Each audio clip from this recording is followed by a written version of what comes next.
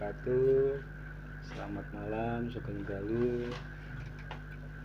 Kami kaum alit Kota Magelang mengucapkan selamat hari jadi Kota Magelang yang ke-100 yang ke-1119 dari paguyuban Omah Nganten.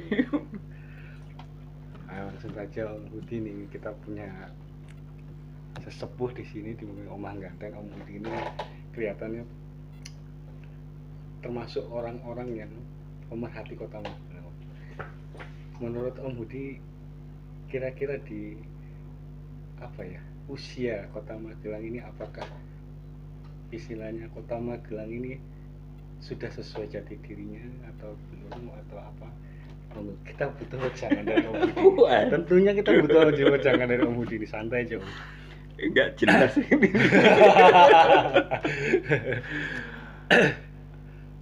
Jadi kalau hari jadi Kota Magelang itu sebenarnya kan masih membingungkan tuh. Kalau kita mau ngambil dari apa gitu. Sebenarnya ada versi prasasti Mantiasi, versi administratif dari Belanda. Nah, mau diambil dari mana sebenarnya kan, kalau berdirinya sebuah kota itu kan tergantung kesepakatan bersama. Kalau dari pengakuan Belanda berdirinya Magelang jelas tidak 1100 sekian gitu, pasti lebih. Kalau Mantiasi, apakah hanya satu prasasti itu saja? Betul ya. Nah, ini yang menarik. Magelang ini kan sebenarnya banyak sejarah yang belum digali. Kayaknya loh ya. Tapi unik ya Om, maksudnya gini. Kalau kita lihat kan sementara ini dari prasasti Mantiasi yang menjadi kekuatan utama, yang menjadikan ini simbol kelahirannya Kota Magelang. Mengingat Kota Magelang itu biasanya dari sebuah tempat itu pasti kenapa menjadi sebuah pusat kan seperti itu. Nah ini kan menarik, di Kota Magelang saja kota yang bisa dibilang di tengah-tengah, dibilang besar juga tidak, hanya 3 kecamatan, tapi malah dari Belanda katakan atau VOC sampai mendirikan sebuah pusat pemerintahan di Kasir dan Kedu ini di Kota Magelang. Ini kan menjadi unik ketika usianya benar kan tadi ya, seperti yang disampaikan seperti prasasti Mantiasi, apa jangan-jangan sebenarnya ikonnya Tidar, Gunung Tidar mungkin. Ya, dari Gunung Tidar kan kita bisa lihat satu sisi sebagai pakuning tanah Jawa, bisa jadi pusering tanah Jawa. Kan menarik kalau sudah sampai ke situ, meskipun kita secara sejarah jujur saja Tidar itu belum banyak digali, baru sebatas legenda. Lebih banyak ke legenda, kita bercerita banyak legenda. Tapi kalau dilihat dari kenapa Belanda tertarik, kenapa Indonesia juga tertarik, ada Akmil di sini. Iya, betul. Itu pusatnya para pimpinan kan gitu, betul. para satria. Satria.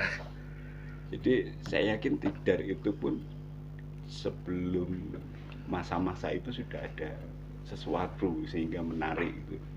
Sehingga ada legenda yang tentang Sesubage dan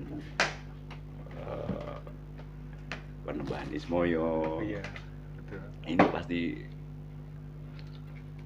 kalau ada legenda muncul pasti ada sesuatu yang memantik gitu. Betul, ya. Cuma kalau kita bicara tentang sebuah sejarah itu kan harus ada bukti. Betul. Bukti fisik, kemudian bukti kajian-kajian tertulis dan sebagainya. Nah, banyak lontaran hilang atau manuskrip yang hilang, prasasti yang hilang, masih banyak sebenarnya. Yang mungkin masih tersembunyi ya Om ya sebenarnya, atau tertimbun kan? Satu, tersembunyi, tertimbun, atau tidak mau dicari. Bisa jadi. Karena uniknya gini, kita bicara di Tidar itu ada akademi militer saja, seorang taruna atau didikan yang membela negara itu ketika dia selepas pendidikan pun bahasanya pasti dia bahasanya ucap janji ketika dia akan keluar setelah pendidikan selesai, ucap janji, dan ketika dia purna pun lepas janji. Dan itu kok unik ya, kenapa harus di Gunung Tidar?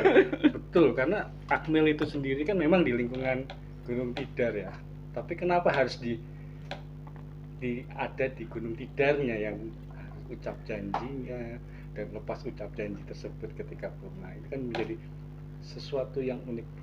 Iya, pasti Gunung Tidar punya atmosfer sendiri gitu. Nah, orang-orang yang memahami sebenarnya itu ada yang sudah nggak ada, meninggal, tapi ada juga yang tidak menularkan kan gitu. Dan seharusnya memang kalau sejarah ataupun sesuatu hal yang berkaitan dengan jati diri sesuatu itu kan harusnya digali. Betul. Kalau kita mau gitu kan. Tapi baik pemerintah, akademisi maupun arkeolog tidak terlalu bernafsu gitu kayaknya. Udah ini aja cukup gitu. Padahal kan kalau kita mau menggali sesuatu itu harusnya betul-betul, dan niatan itu yang belum muncul gitu. Alangkah bagusnya sih sebenarnya baik pemerhati, budayawan ataupun ahli-ahli sejarah duduk bareng dengan pemerintah, dengan budayawan, duduk bareng ngobrol. Apa sih sebenarnya yang Magelang ini, Gunung Tidar ini apa? Betul. Mantiasi apa? Karena saya yakin bahwa dengan kondisi geografis Magelang yang punya gunung berapi, Merapi, Merbabu, Sindoro, Sumbing, itu dulu pasti ada bencana gitu ya, kan, betul. Dan tertimbun. Mungkin bisa jadi peradaban ada di sini karena kemakmuran ya, dengan makmuran alamnya, kesuburannya, karena kita berada di gunung-gunung aktif yang sudah kita ketahui bersama, pastinya di sekitar itu adalah lahan produktif, istilahnya seperti itu. Nah, uniknya lagi kan Kota Magelang ini, saya sempat tadi baca browsing untuk meyakinkan saya, ternyata tertua nomor 4 di Indonesia.